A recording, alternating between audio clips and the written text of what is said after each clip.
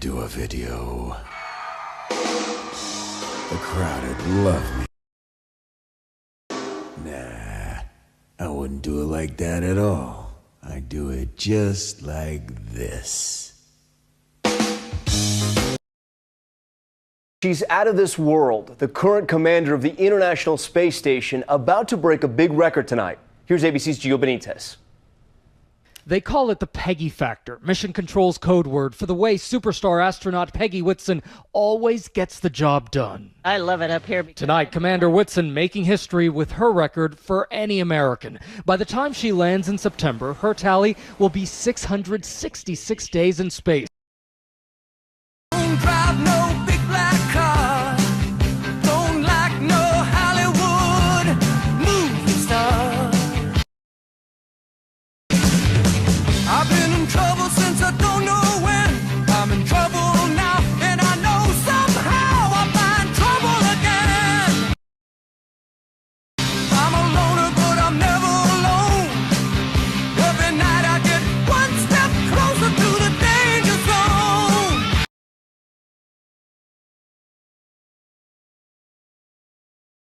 I thought cold water was supposed to boil faster than hot water.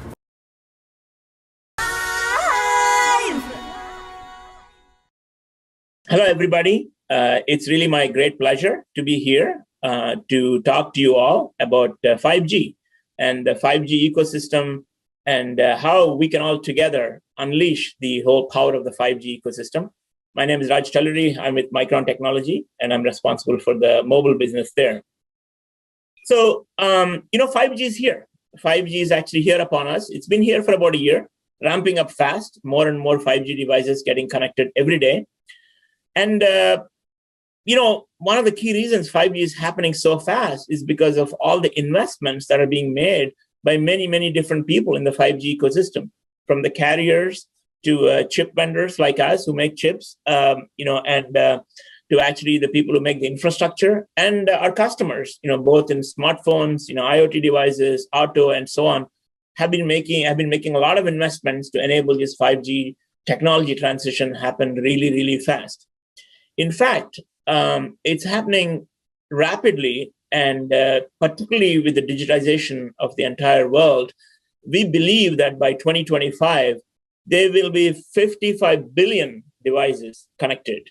Now, that's a large number, and all these devices will be generating data and, lots and lots of data. In fact, one of the estimates I saw says that by 2025, these devices will create 179 zettabytes of data. Now, to give you a feel for how much data that is, that's actually the amount of data that's equivalent to, all the 7.7 billion people in this world watching 4K video for 137 days straight. That is how much data that is. And that's going to be generated, by these devices that are connected. Now, when that happens, you need a massive demand for chips, a massive demand for semiconductors. And what I'm going to talk today is about what that means to all of us, the kind of applications that will happen, and kind of business opportunity in front of us. Let's talk about 5G and AI. When these two technologies come together, the possibilities are really limitless. 5G is not only about extremely high speed and high bandwidth connections, much higher, much faster than 4G, but it also has this very interesting technology that enables extreme low latency happen. Now, why is low latency important? I think bandwidth and high speed we can all relate to. You can download videos faster, you can have a lot more content, and so on. Imagine every human on Earth connected. In thought. In feeling. Yeah, that's me. In real time. She's here. Can you see her? Beatrice Marie. Welcome to the feed, where our shared experience It's just an enhancement. Show me. is now a reality. Something's wrong. I feel off. They think her feed did something to her brain. The world needs this technology. Millions are in danger. The feed is causing erratic, violent behavior. In the wrong hands, it could tear us apart. Now, latency is actually very important too.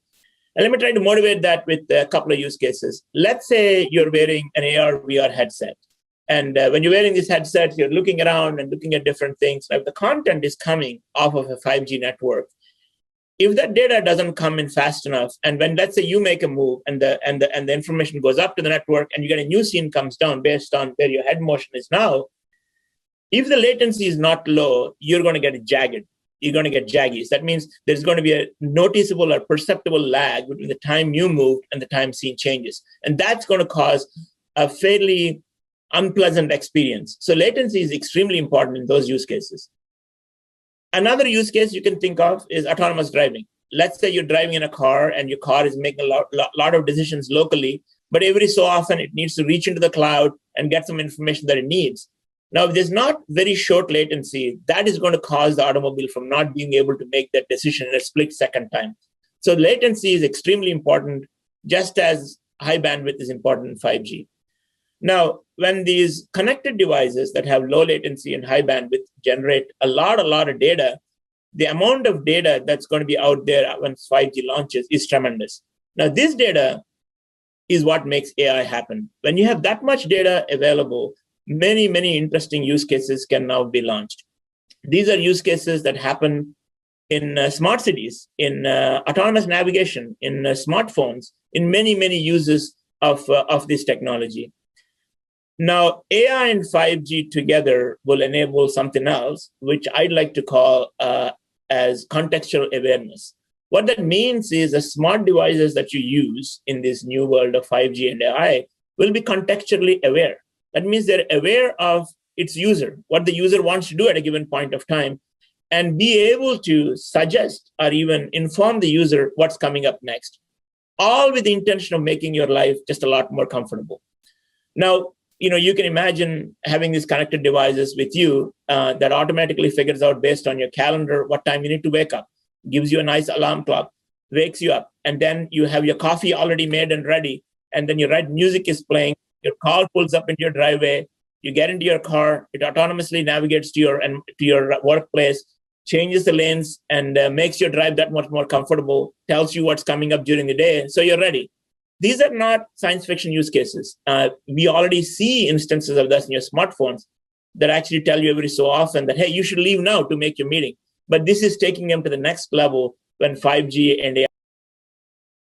There are 34. In 15 years' time, there'll be nearly 50. Really big cities are great things. They're some of the greatest things that mankind has ever created.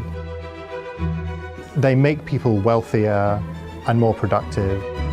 They make them freer. Megacities have outsized problems. But the wonderful thing about megacities is that they do assemble clever people. So megacities are always going to throw up these incredibly challenging problems, but they should always be able to cope with them through brainpower and innovation. Now, what I want to talk now is about a few more use cases that 5G and AI will enable. And I've kind of categorized them into three kind of large buckets. One is the kind of use cases that happen in smart cities. These are, areas that we live in to make our life a little bit more comfortable in the cities. The other one is entertainment. Entertainment, AR, VR, is another use case that 5G and AI will enable. And the third one is personalized healthcare, personalized lifestyle and healthcare. Many applications in each of these areas, but let me pick a couple, to kind of motivate the kind of things that will happen when 5G and AI launch at full blast.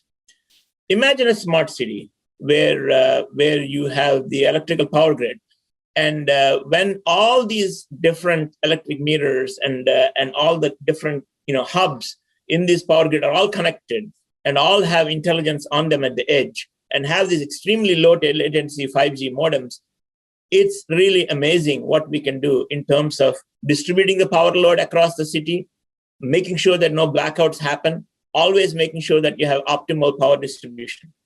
Similarly with water, one thing we find in many cities in many parts of the world is a lot of water is actually wasted. And one of the reasons the water is wasted is in a lot of these junctions or connections, there's some water always leaking. And it's very difficult to figure out where that is without sending a person out there and looking at that and figuring out what to do about it. But when 5G happens with this very low power, modems that we're able to make, they can just wake up and send a little signal whenever they detect something is leaking, and automatically we can send people to the right place to fix that. So many more use cases like that, from traffic, making sure that the highways are smart so that you can actually navigate through them easily, making sure that the cars are connected to each other and to the infrastructure around them. So the future of a 5G AI connected smart city is really, really a great place that will be very comfortable for all of us to live. Now, let me switch gears and talk about entertainment. A lot of us, really love spending our, discretionary time or leisure time in entertainment. Many, many different forms of entertainment. One thing you can think about, for example, is watching a live sports. A lot of people like to watch football or tennis or so on. When you watch these things, and these broadcasts is now happening at a very high bandwidth, low latency 5G network, the true, promise of interactive television can happen. Now, what do I mean by that? You might all be familiar now when you watch sports, that every so often, let's say there's a moment in football where someone throws a ball and the wide receiver catches it, and then you get this 360-degree view of the camera panning around the receiver. How does that happen? The way that happens is many, many different cameras that are in the stadium. They're all recording the scene at the same time, and someone in the studio is making that 360-degree video and sending it to you. Now imagine if all those video feeds were sent simultaneously to your smart device. It could be smartphone, it could be tablet, it could be a TV, wherever you're watching it, or AR, VR headset. Now imagine you choose from which viewpoint you want to watch that. And the device automatically stitches a 360-degree view of that, and you can pick the viewpoint from which to watch. This really puts the viewer in the center of what they want to watch. That's the reason a lot of people go to live sporting events, because they can watch what they want to watch, not what broadcast to them. With 5G, these kind of immersive applications are going to happen.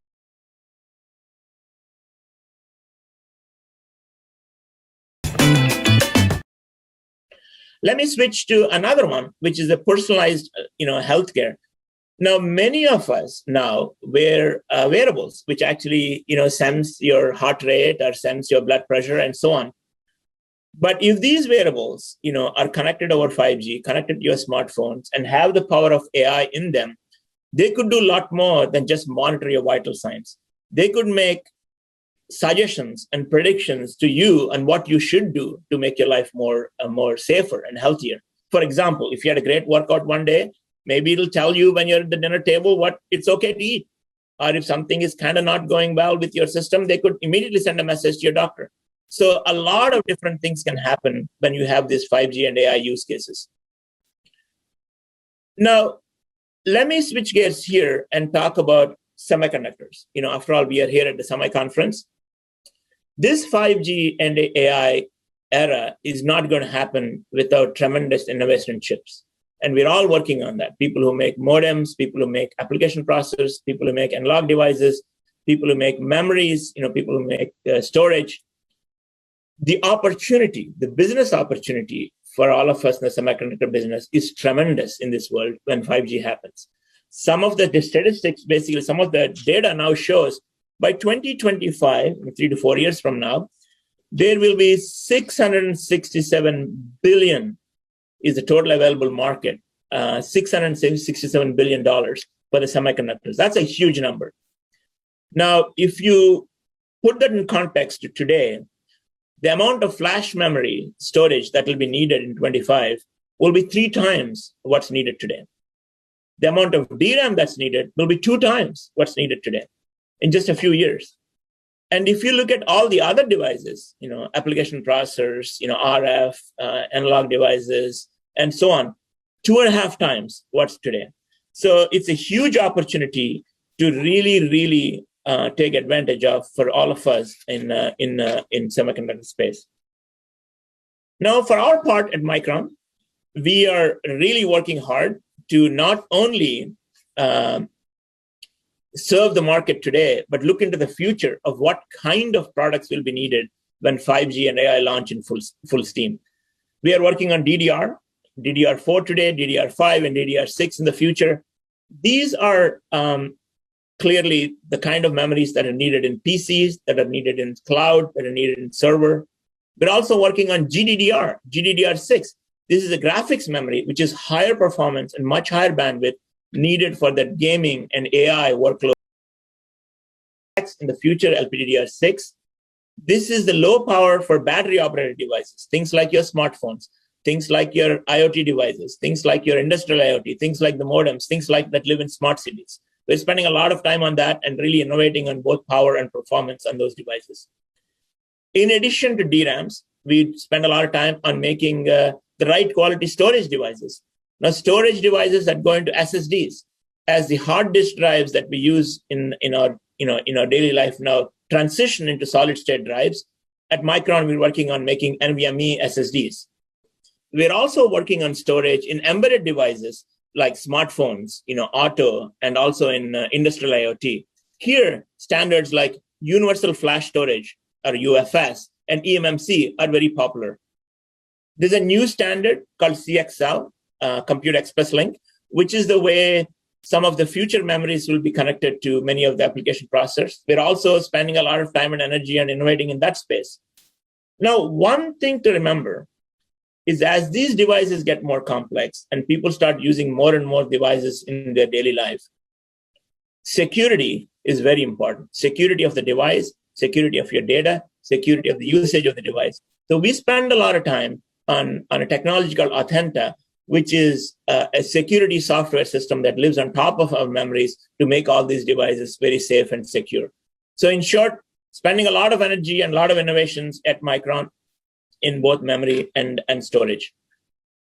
Now, here, what I want to talk about is the fact that while the opportunity for semiconductors is huge, we cannot make 5G happen without a large ecosystem of players working well and in concert. What do I mean by ecosystem of players? So when I talk about chips, these chips have to go into hardware platforms, boards, and systems. So the hardware system vendors need to enable that. And our partners, at Intel and Qualcomm and NVIDIA and MediaTek and all these chip companies have to also innovate and produce great processors that actually work with, memory and storage. Then there's a software that needs to run on top of that. Software from people like Google, software from people like Microsoft. In 2019, ASOX launched its first 5G RAN for private networks.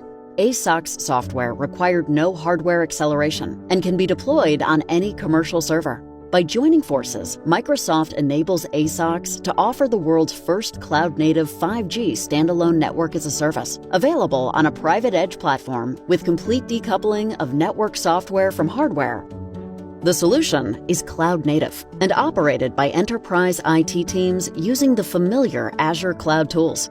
This relieves the customer from handling server maintenance and supports simplifying resource deployment and reducing costs of scaling, just like an IT cloud. ASOX and Microsoft provide all the network functions needed to build private mobile networks. Once your physical devices, such as ASOX radio access points and Azure Stack Edge hardware is installed and network connectivity is established, your enterprise IT teams can begin leveraging their networking skills by orchestrating a turnkey end-to-end workflow. This is achieved using the Azure Portal and Azure Network Function Manager. The Azure Network Function Manager enables you to automate deployment of deployed and manage network functions on your private edge devices. You can use the Azure Portal to easily deploy the ASOX ORAN compliant RAN, that is the CU and DU managed application on Azure Stack Edge. Similarly, you can quickly deploy the Metaswitch 5G Fusion Core, and your private mobile network is ready for use. Use ASOX Network Management Solution to operate and manage the radio access network. With this powerful combination, the Azure Private MEC solution enables you to run latency-sensitive applications at the edge of your enterprise network. The way we see our partnership with Microsoft, it brings to the table Packet Core as a service, cloud infrastructure. the availability of third-party applications. What we solve them in this partnership together with Microsoft is we provide a single function network focusing mainly on the ease of use of the system. Cyrus 2.0 is the brand name for our IT architecture. We enable a variety of third-party Open RAN radios coming from different vendors for specific use cases. We can actually tune the software and hardware of this overall solution to match the individual needs of the enterprise. 5G private networks are just getting started. But as we look into the near-term future, it's really going to be about adding additional value-added services into the mix. It would be a mixture of adding AI or machine learning to the mix to improve the functionality of the network itself, but also to improve the performance and the applicability of the end devices and complementary technologies such as location. And we believe that the future is all about having 5G as part of the cloud service that the enterprise use. And software from the many, many different application vendors that provide great application software that has to run in concert and on top of this software, these hardware platforms, so that to create that 5G applications and AI applications. Of course, our customers, the people who actually take all these innovations and build innovations on top of them and launch great products that all of us can buy. So really, to make this 5G world happen, it takes an orchestration of a whole bunch of willing and committed partners that I show in this slide. And we're all working together to make this happen because the business opportunity for all of us in this new world is tremendous. Now, I am, as you can tell, super excited by 5G, not only because of the tremendous bandwidth and speed it's going to provide, but also for the extreme low latency that it's going to provide. But more importantly, the kind of applications and the kind of world that we get to live in and the kind of experiences we get to partake in when 5G and AI really, really take off. Now, I get asked this question many times, when I talk about 5G, Raj, what's the killer use case?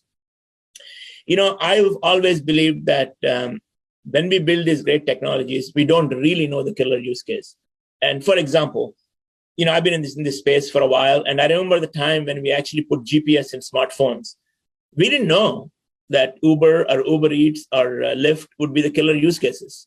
We thought it'll be nice for people to know where they are and to have a location. We didn't know Google Maps would become so big and important. That is how I feel about 5G and AI. As we build these capabilities, as we build these technologies, as we enable this ecosystem of partners happen with the technology and with the advancements being made in AI, when these two come together, there are going to be tremendous number of applications and use cases which we haven't even thought of today. But that will make the life of all of us a whole lot better and make the world a much more convenient place to live. And of course, tremendous business opportunity.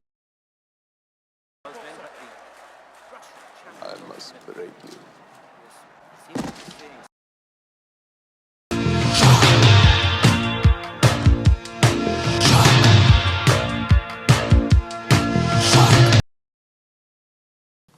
Well. Who sent you here? Can't talk, little man? Bet can't play none either. Analytics engine. We're here at the Micron Insight event to showcase our live city demo. What you're seeing on this screen here is an example of the extreme amounts of data a connected city can generate. We have tens of thousands of live streaming events from the City of London Open API, all being ingested and visualized by the Kinetica engine in real time. The ability to visualize this data in 3D allows us to easily distinguish the density of specific events by their location. When we pair this with our historical dashboard, we make data down to the last minute instantly available for deeper analysis.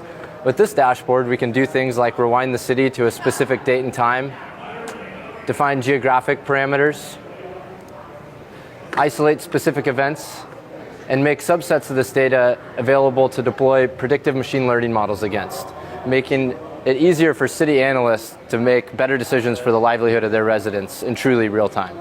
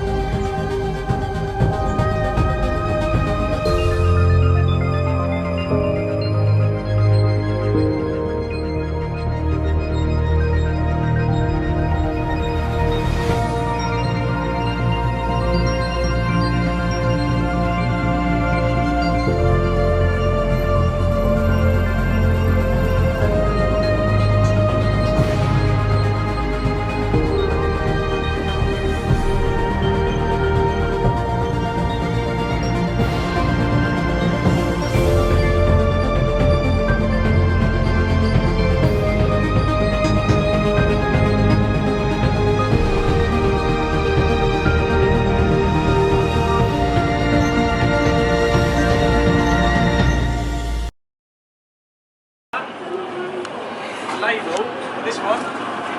Oi! Can I, honestly, actually, keep me 2 metres, mate. What's all this about? Oh no, she's self-isolation. What's all that ball about? Oh, no, she's Who are you? Well, I'm just her carer.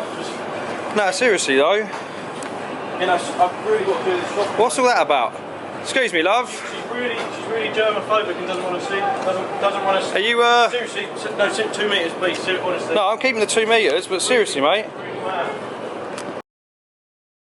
That there's some things you don't write about and you don't talk about because you'll lose your job.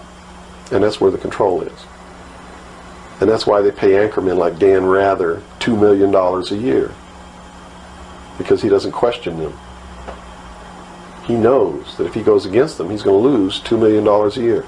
Do you think a man that looks pretty and sits in front of a TV camera for the 6 o'clock news is worth $2 million a year?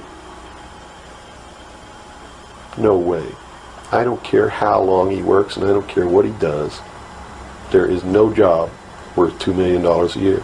That's why they pay athletes these fantastic salaries. I was listening to the radio the other day. They just contracted to pay one player on one team $6 million a year.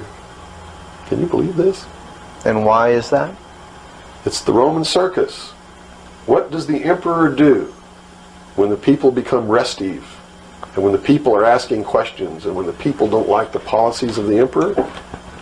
He sends them to the circus. He creates a circus. He builds a giant coliseum. And he begins to throw the Christians to the lions. And he has great chariot races and football games and basketball games, all to keep the idiots preoccupied with things that don't mean anything in the scheme of the entire world. So that they don't have the time to learn what the truth is. So they don't ever get smart enough to learn how they're being manipulated. So they don't ever question the emperor. That's why they pay a player on a football team or a baseball team $1 million or $2 million or $3 million a year. It is the Roman circus. I know men who don't know anything in the world except who plays third base for the Mets. And they think that's a great accomplishment.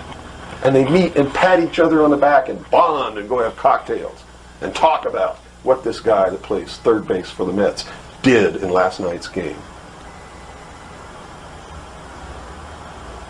It's sad. It's really sad. Is there any room in a kind of society where these manipulations are not taking place for this type of entertainment or any type of entertainment at all? If people understand that a game is a game, if people understand that nobody, no matter what they do, is worth paying $2 or $3 million a year for. Hey, Houston, we've had a problem here. Can say again, please. Houston, we've had a problem. But there's a lot more going on in Ireland than you think.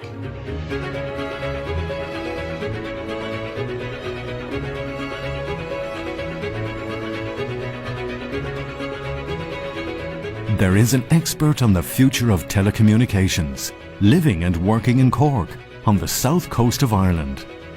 His knowledge and expertise have helped develop telecommunications for the past 30 years, and his insights are helping to shape the future. So I've been in the telecoms industry since God was a child. So about 35, 36 years. And for about the last 6 or 7 years, I've been advising telecoms. How are telcos going to make money out of 5G? How are they going to make money out of these new services? Who their customers are going to be? What business models will they operate? What ecosystems will they work within?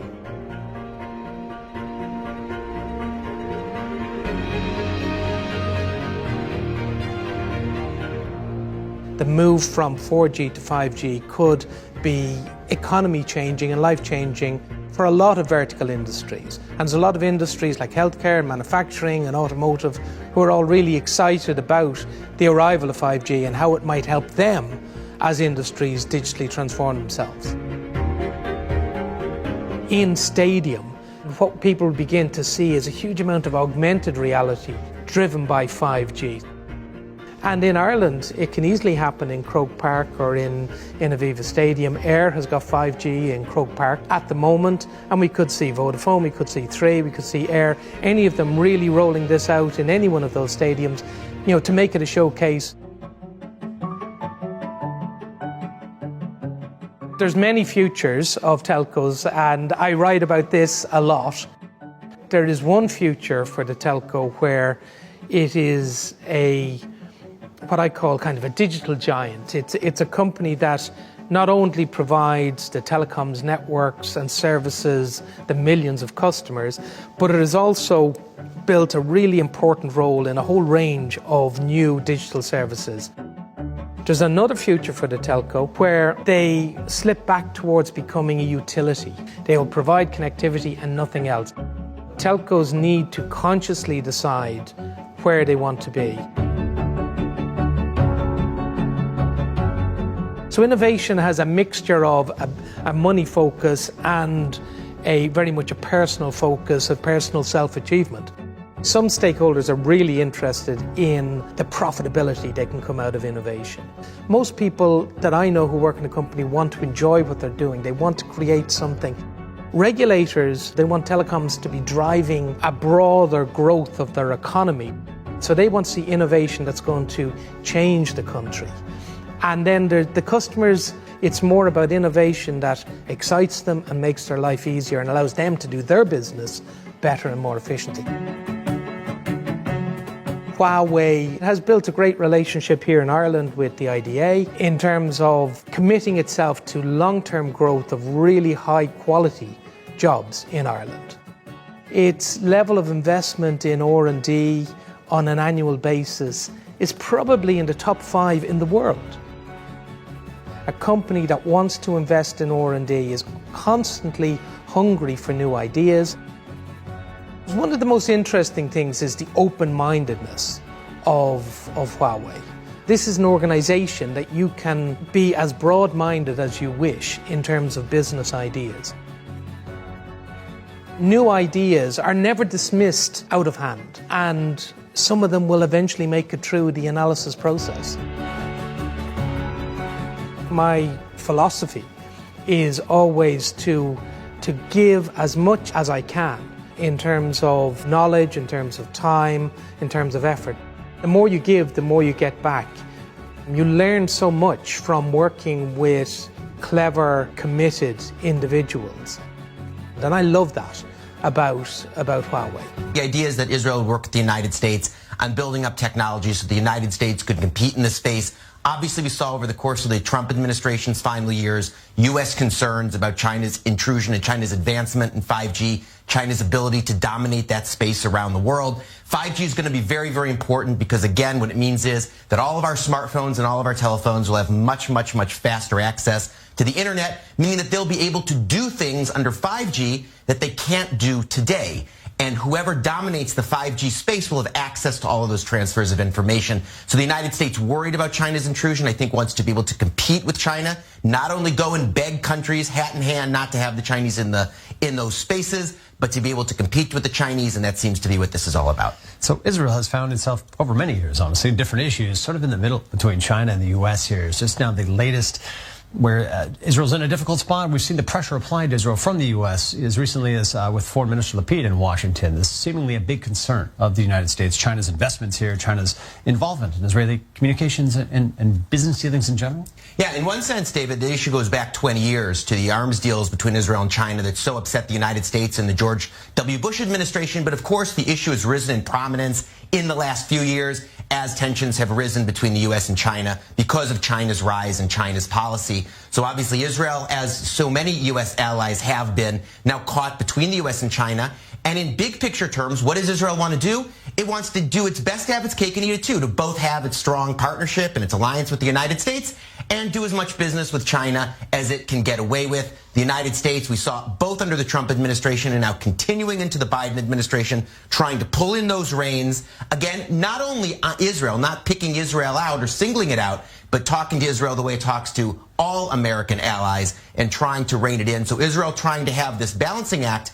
But I do think we've seen over the last few weeks Israel being increasingly drafted into the anti-China cause. This report being one of those. We had the four-way virtual meeting among the foreign ministers of the U.S., the UAE, India, and China last week during the Indian foreign minister's visit here. The Israeli foreign ministry talking it down, saying this had nothing to do with China, that China wasn't discussed. But you couldn't help but feel that that was in the background, and even if it wasn't immediately part of this meeting, that both the Americans and the Indians would very much, one would think, like to see this become part of their anti-China alliance network going into the future. And again, of course, we've seen this talk, as you mentioned, during Lapid's visit to Washington, and not only then.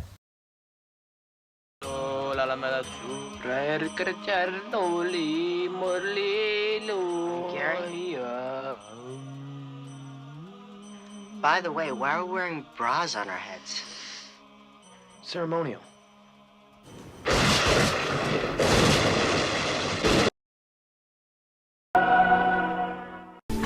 All laws, since primordial antiquity, were written to regulate land and sea separately. Laws pertaining to land became the law of the land, or rather natural or common law. And laws pertaining to the sea became law of the sea, or rather Maritime Admiralty Law, which is international law and the same everywhere in the world, no matter where you go. All laws since time immemorial originate from and are based upon ecclesiastical or canon law via the ancient laws and ecclesiastical right of kings. Natural or common law primarily preserves the inalienable rights and needs of human beings who live on land, differing between nations.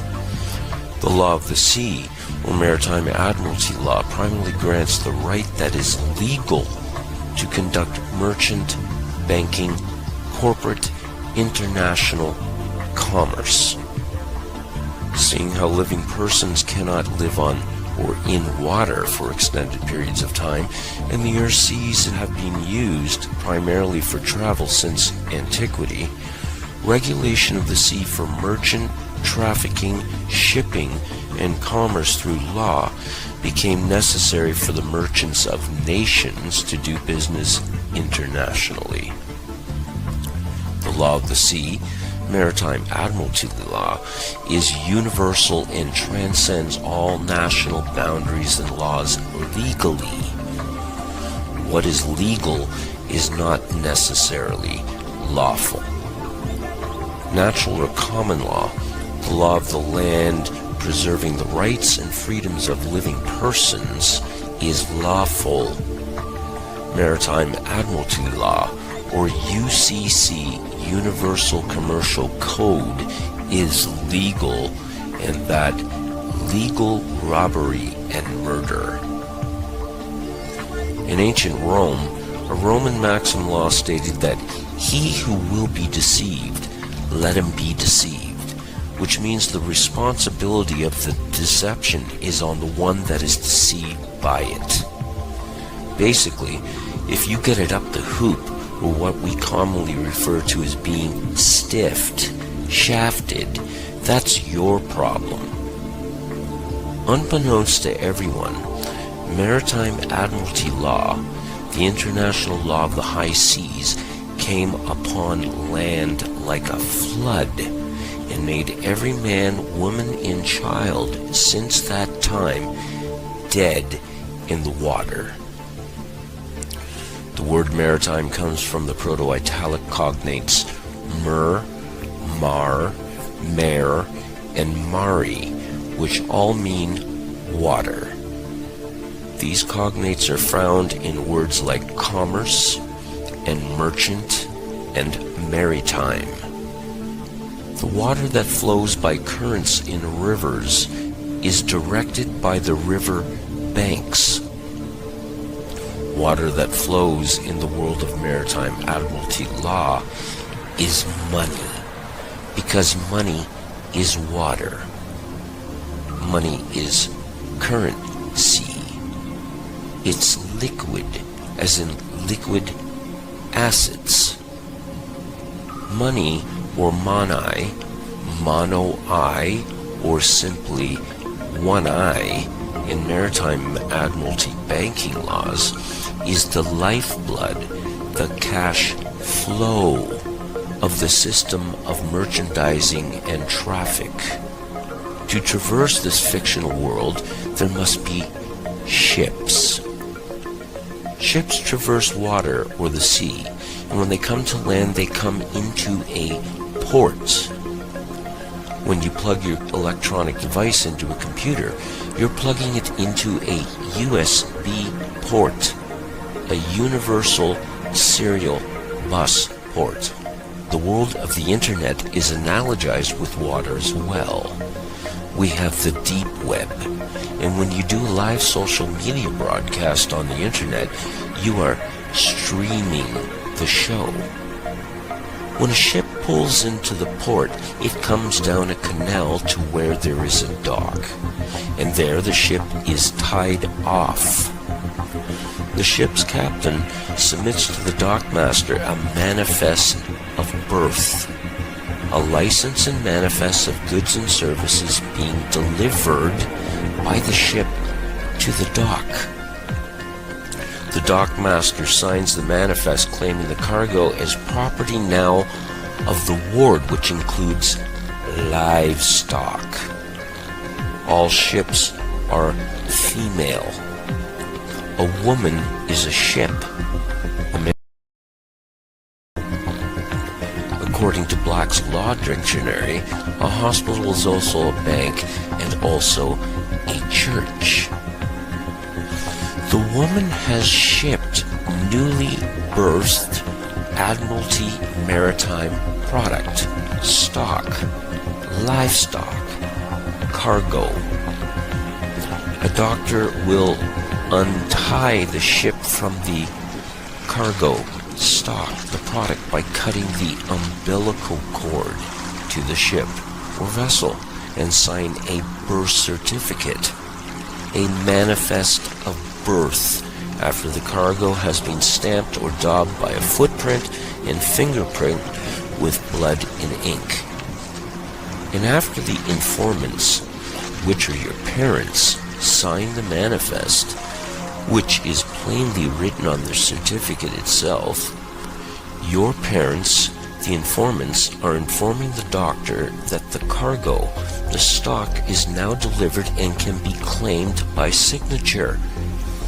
The doctor signs the certificate, making you now lost at sea as unclaimed corporate property, cargo, stock, product, commodity.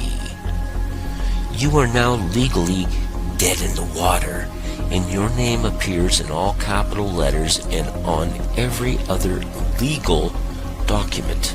Captain comes from the word capital, which means money or one eye, and equals water, the currency ration. All corporations are fictional. They exist on paper as a dead body vessel, just as your name in all caps on a birth certificate. The Constitution of the United States was formed in 1776. But the Constitution of the Incorporation of the United States was in 1871. The Corporation of the United States was formed in Delaware, Maryland in 1871 and became the United States, Inc. All citizens of U.S. Inc. have a license to work for U.S. Inc. They are employees.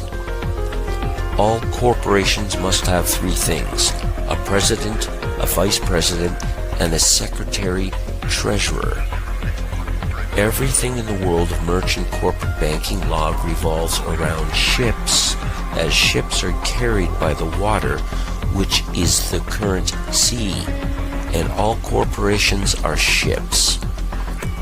If you want to have a car, you must have an ownership. If you want to be a citizen of a nation or country, you must get a citizenship. If you go into business with someone, you enter a partnership. If you want to learn a trade, you may enter an apprenticeship. Want to go to college and get your degree? Get a scholarship. Want to go buy a new car? You go down to the dealership. If you're traveling by car, you may enter a township before you enter the very town. When a man and woman get married, and the word invokes Maritime Admiralty Law, they enter a business contract and obtain a marriage license to do business as a partnership. If you go to a church, which means a bank according to Black's Law, you are going to a place of worship. Everything is a vessel, a fictional ship created out of thin air on paper in the seed of corporate commercial banking laws of pirates of the high seas. A person, according to Black's Law Dictionary, is a monster. According to canon law, Goyim, translated from the Hebrew to mean nations, cattle, chattel, animals, beasts, non-human according to rabbinical sources which are authoritative in ecclesiastical or canon law, which includes Talmudic rulings. Goyim have no rights. Admiral or admiralty laws apply to the authority of the captain, who is the admiral of the ship. Under common law, there's no such thing as a victimless crime, and a victim receives compensation and redress for damages. Aboard a ship, the captain can make any act of crime and he can impose sanctions accordingly. If you have a house and want to sell it, you put it up for sale. You are placing a sale on a ship which will set sail and dock to another port when sold. When you send a package somewhere abroad, you are shipping it, even though it's more than likely traveling by land. If you are losing your house, it's said that your house is underwater. If you get in trouble with the IRS, or if you go to prison, it's said you have... The ship pulls into a port and gets tied off at a dock. When you go to a court, your case is placed in a docket. All courts in the land are judiciaries. They are judicial courts operating under mixed Roman, common, canon, and admiralty maritime law under a crown. They are ships docked on land. This, according to the Judiciary Act of 1789 passed by Congress, which made all district courts admiralty courts having maritime admiralty jurisdiction. The United States of America and the United States are two different entities. One is a corporation, the other employees of the corporation. The United States of America never ever did win its independence from the Crown in the Revolutionary War. The Treaty of 1783 upheld the tribute to the King's venture by the colonists, which means America remains to this day a British colony that pays tribute to the Crown, as imposed by the Charter of 1606. America was conquered. Liberty is not freedom. A sailor on a ship gets liberty when he's allowed to have a short leave from the vessel when the ship pulls into port. A dog has liberty on a leash when you take him for a walk. A prisoner gets liberty when he's allowed out of the cell into the courtyard for a few hours while under the careful watch of snipers. Liberty is a license. It is a privilege allowed by a ruler, owner, king, etc. to a subject of the same. America never has been the land of the free at any time. It's the land of liberty on the leash of the crown. The Union Jack represents the reunion of the United Kingdom of the 12 tribes of Jacob, or Jacob. The Union Jack is red, white, and blue, the same colors as the 3 crowns of Egypt. The Queen's punishing flail or whip is partially hidden under her arm. The flail or whip also originates with the pharaohs of ancient Egypt. The symbol of the bee can be found within the Queen's royal wardrobe. In ancient Egypt, bees were the symbol of Egyptian royalty, as well as the symbol of Egypt. God save Queen Elizabeth. Long live Queen Elizabeth. May the Queen live forever. The ancient pharaohs advertised their power with their image on coins and stone monuments. The power of the Queen worldwide is advertised with her image printed on more coins and stamps than any other head of state in history. The British Mint recently printed legal tender coins called the One True Ring and the Ring of Power. On one side of the coin is Queen Elizabeth II. On the flip side is the ring from Lord of the Rings. These legal tender coins printed by the British Mint raise the disturbing question, who is the real Lord of the Rings? One ring to rule them all. The inscription on the ring reads, "One ring to rule them all, one ring to..."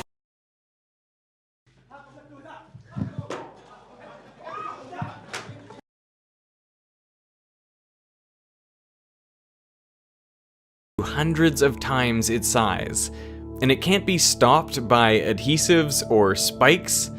Although it looks kind of simple and cheap, it has dozens of potential applications, including one day.